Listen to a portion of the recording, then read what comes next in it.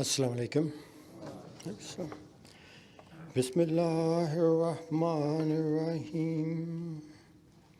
Alhamdulillahi Rabbil Alameen. Alhamdulillahi Rabbil Alameen Ar-Rahmanir Rahim Maliki Yawmiddin. Iyyaka na'budu wa iyyaka nasta'in. Ihdinas siratal mustaqim. Siratal ladzina an'amta alayhim ghayril maghdubi alayhim waladdallin. I really appreciate the opportunity to come and talk to you about Dr. Abdus Salam or Professor Abdus Salam. And I have a lot of material to talk about, and since it has been done an excellent job of keeping the program on time, I'll try to cut some pieces off so that we can stay within 20 minutes, which have been allocated. 41 years ago, Professor Sir Abdus Salam became the first Pakistani to win the Nobel Prize for Physics. His work later laid the groundwork for 2012 discovery of the Higgs boson, or the aptly named God particle, responsible for giving all particles a mass. It was not just science that was dear to Professor Salam. He was a dedicated Ahmadiyya Muslim throughout his life. In fact, he was the first Nobel recipient to begin his acceptance address in 1979 with the recitation of the Holy Quran. Sadly, his faith was to become a source of great pain to him, as most of us know. And as showcased in the Anand Kalakumar's documentary film you must have seen by now, Salam the first **** Nobel laureate. These 6 asterisks stand for Muslim. The description which was not permitted to be used for Professor Salam because he was an Ahmadiyya Muslim. The 75-minute film, which was released last year, is also available on Netflix. If you have not seen it, please go see it. Now let me ask you a quick question. What do you think Professor Salam should be remembered for? There are 2 questions. How many of you think he should be remembered for his scientific work? Please raise your hand. Jazakallah. On the women's side, please keep track of it so you can let me know what the percentages are. The second question is, how many of you think he should be remembered for his philanthropic work? Pretty much the same number. Jazakallah. Without doubt, while his science was an extremely high standard, and the reality is that his scientific work was a means to an end.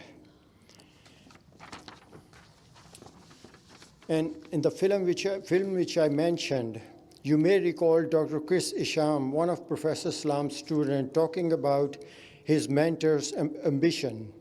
With all due respect to Dr. Isham, however, he misunderstood Professor Salam's ambition.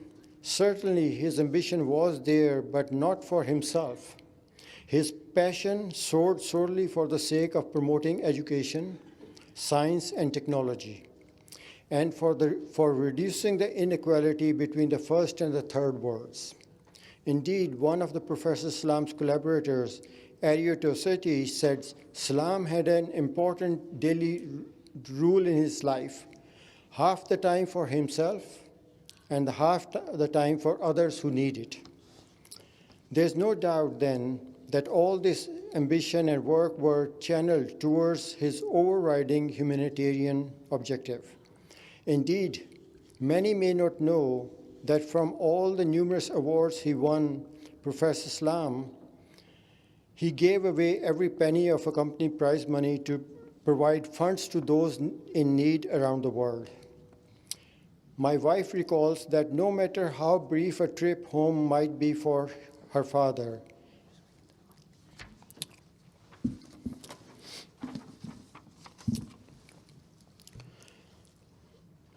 My wife recalls that no matter how brief a trip home might be for her father, he would always set aside time in his busy schedule to go through the countless letters asking for help.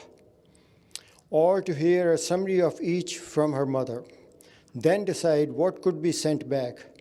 With the Nobel Prize Financial Award, Professor Salam set up a charity in his parents' name, Muhammad Hussain Hajra Hussain Nobel Talent Fund. This tiny fund exists to this day, some 41 years on, still giving modest grants to students from developing countries. This tie is in as well with Professor Salam's grateful memory of the scholarship which initially allowed him to go to Cambridge University, giving him that unforgettable first international exposure. Professor Salam's greatest achievement and legacy was undoubtedly the International Center for Theoretical Physics, which is called ICTP. The idea for the ICTP was first proposed in 1959 and was finally accepted in 1962. Unfortunately, this proposal was also presented to Pakistan, but in the Pakistan, after reviewing the proposal, came back with the statement that Salam wants to set up a 5-star hotel for scientists and refused to have that center in Pakistan. While Italy came up with the 50% of the budget for the running of the center, so that's why the center is in that part of Italy, which is in the northern part of Italy in the city of Trieste.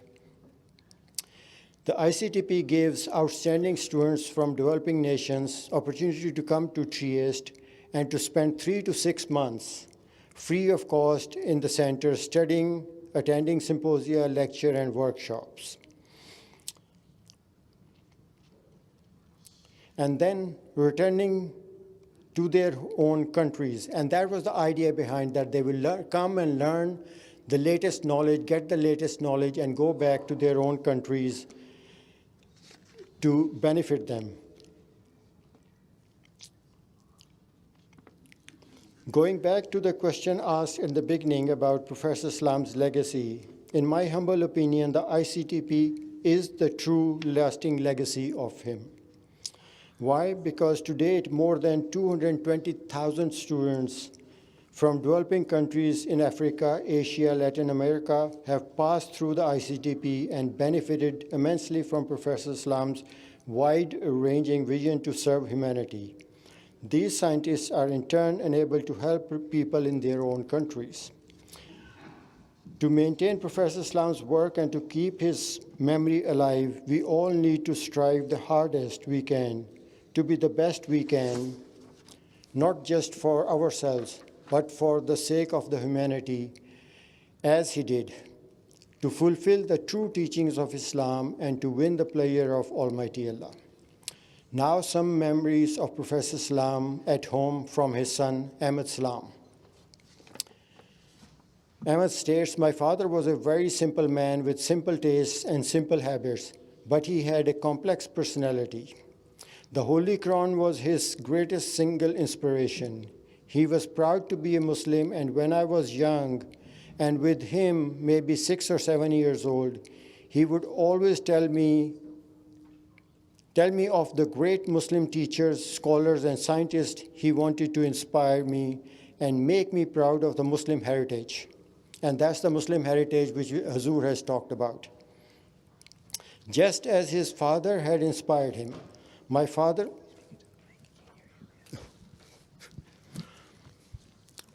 I've been asked to lean closer to the mic. So I'm not getting tired, I'm just asked to do that.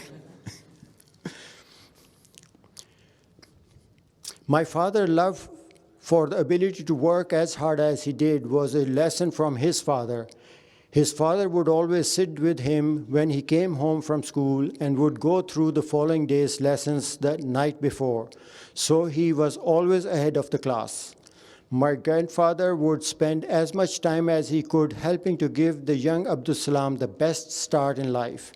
This included not just his secular education, but his religious knowledge too. Both his father and mother were exceptionally pious and dedicated Ahmadi Muslims. My father's appetite and ability to work for long hours was a most admirable quality. Professor Peter Higgs of Higgs boson fame and Nobel laureate paid tribute to him by saying, if he had Salam's stamina for hard work, he would have completed his own work much earlier.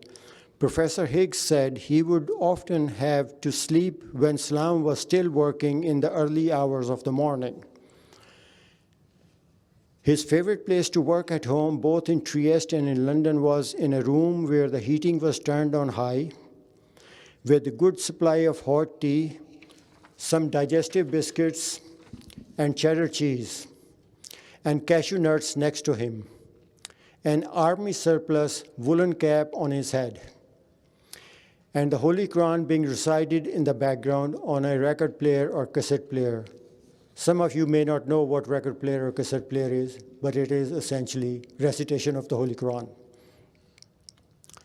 He would have incense sticks lit, the spiral of smoke waffling up to create a heavy and scented atmosphere, and he would be surrounded by books and papers everywhere. Rather than sit at a desk at the time, he enjoyed sitting in a leather armchair, bringing his legs under him, balancing his books on his knees.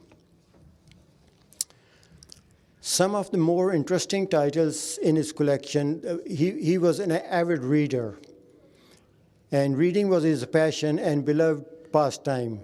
And his library in London is famously well stocked with all types of literature.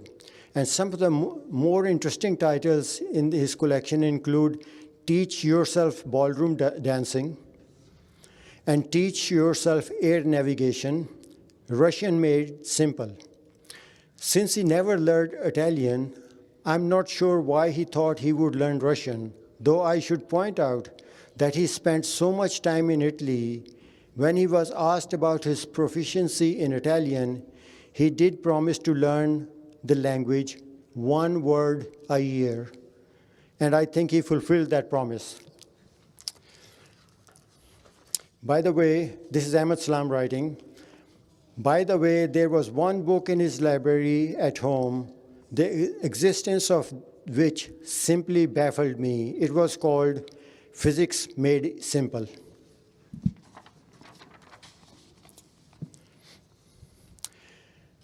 He further writes that his library would extend to the bathroom so that he could read even in there. I remember when I was 12 at school in woodworking class, I made him a small bookshelf to go in the bathroom so that he could store his books there as well. And I'm pleased to say that 45 years past, this bookshelf is still with us. My father was very careful and, in fact, absolutely meticulous with his time. He was always early to bed and early to rise. He would work between 3:30 a.m. and 7:30 a.m., as he believed this to be the most productive time when his mind was fresh and alert. He would not be disturbed by anyone. Of course, in those days, the telephone was the only interruption you could have. His father had taught him, if you lose an hour in the morning, you spend the rest of the day looking for it. My father taught us all that lesson too, and my children complain that I, in turn, are forcing it on them.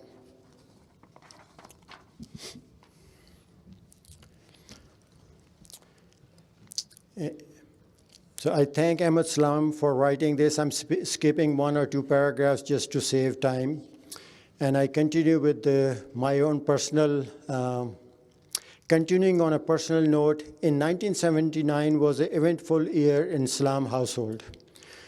As you all know, that it is immortalized as the year Professor Salam was awarded the Nobel Prize in the month of October.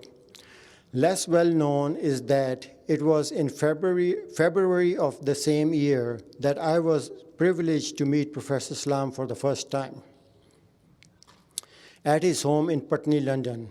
Apparently, I performed well during that nerve-wracking initial interview, followed by Professor Salam's interview with my PhD advisor at the University of Glasgow, as well as his exploratory chat about me with missionary Bashir Ahmed Orchard Sahib in Glasgow.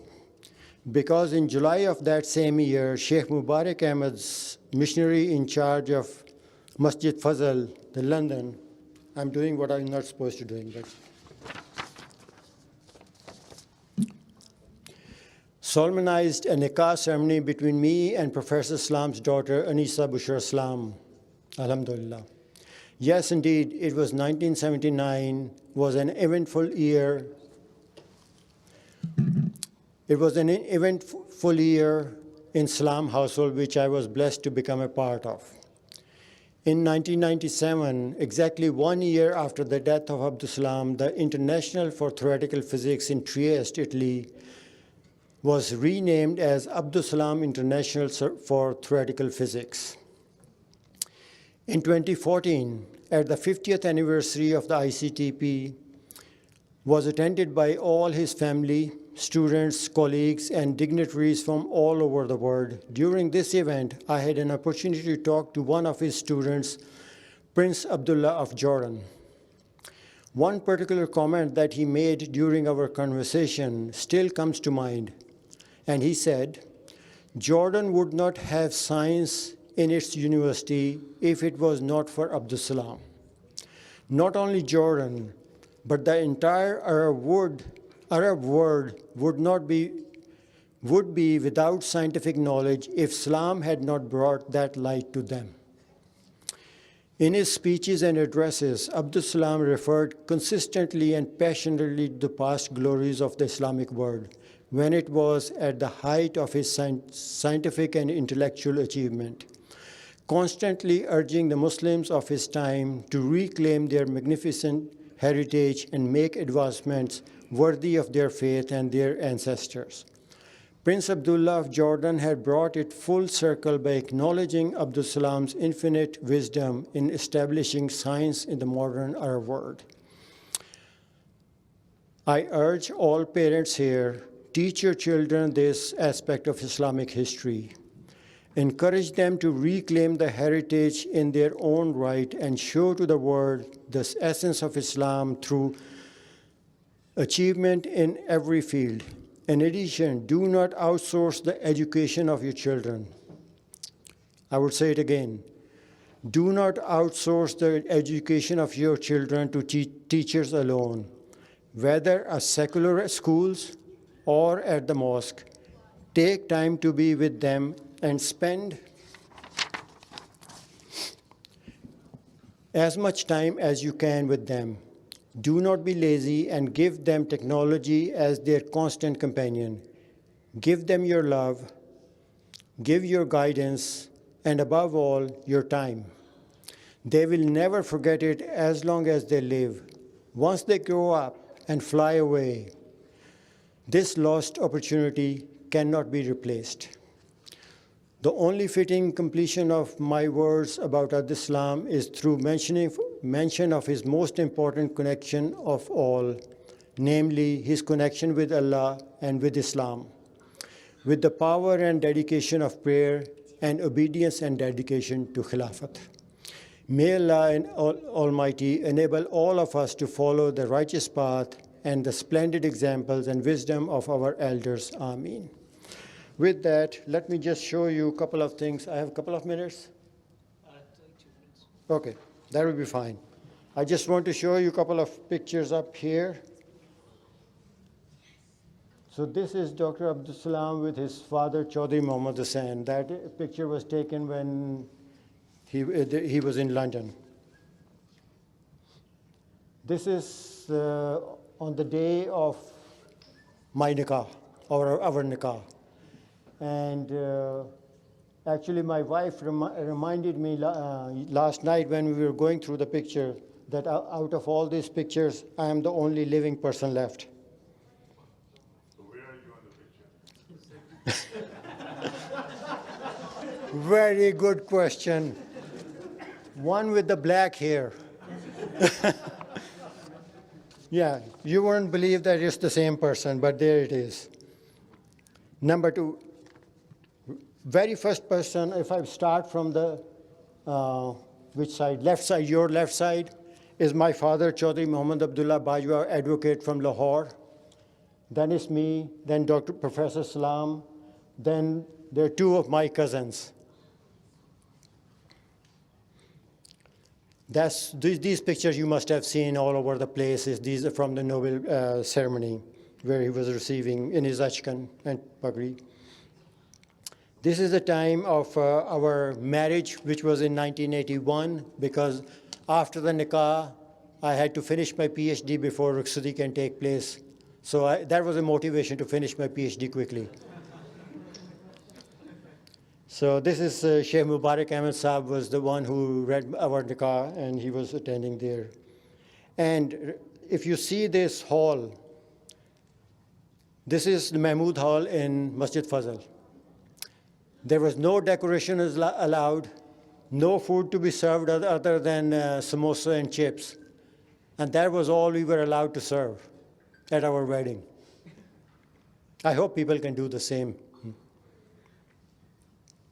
So again, in this picture, except me, everyone is passed away. It's my chacha in there, Major General Ali is there. So I'm counting my days. Teachers' respect. After winning the Nobel Prize, Professor Salam went to India because his teacher, who was in Jhang before the partition, had moved to India. He went to found him where he lived. It was extremely difficult to locate him. And he handed his prize to him, acknowledging his work, that it is because of him he is where he is.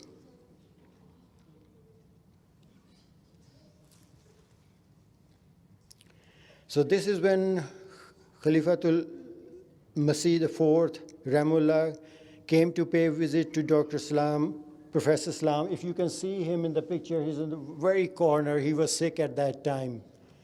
So Hazur visited him in his house in London. And the four children which are standing there are our children. Oldest one is Maz in the back. He's in San Diego. Mazzam, number 2, standing. He's in Riverside, California. Our daughter, Maria, she is in Jacksonville, Florida, and the youngest one, Momin, he's in Orlando. And this is the 50th anniversary of the Abdus International Center for Theoretical Physics in 2014, where the entire family was invited to, because of the 50th anniversary of the center, and that's where I mentioned I met Prince Abdullah and all the other people, previous students who had come there. And the person in the red was Professor Salam's helper, sport, whatever you want to call it. And he was with him from almost 30, 40 years since the beginning of the center to the end. So he was recognized as, during that reception, for his dedication to Professor Salam.